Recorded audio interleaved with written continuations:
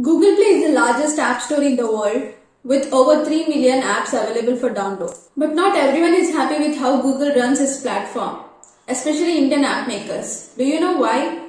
Find out in this reel. In September 2020, Google Play announced a new billing policy which forced app makers to use Google Play's billing system for all services and in-app purchases. This means that Google takes 30% cut of every transaction, leaving the app makers with only 70% of their revenue. Isn't this a huge chunk of money, especially for small and medium-sized businesses who rely on app revenue to survive?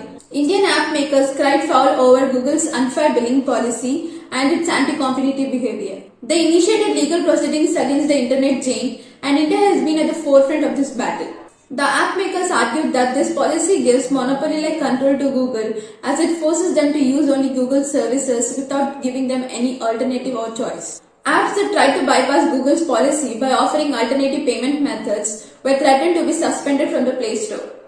Taking note of the serious allegations against Google by app makers, India's antitrust regulator, the CCI, imposed a fine of Rs 936.44 crores on Google in October 2022 for abusing its dominant position and issued an immediate cease and desist order of Google's billing policy. The CCI also examined the allegations of exclusion of rival UPI apps as effective payment options on Play Store. The CCI observed that when we used UPI wallets such as Paytm in Google Play, Google made us go through an extra step and type in our UPI IDs and transaction amount every time.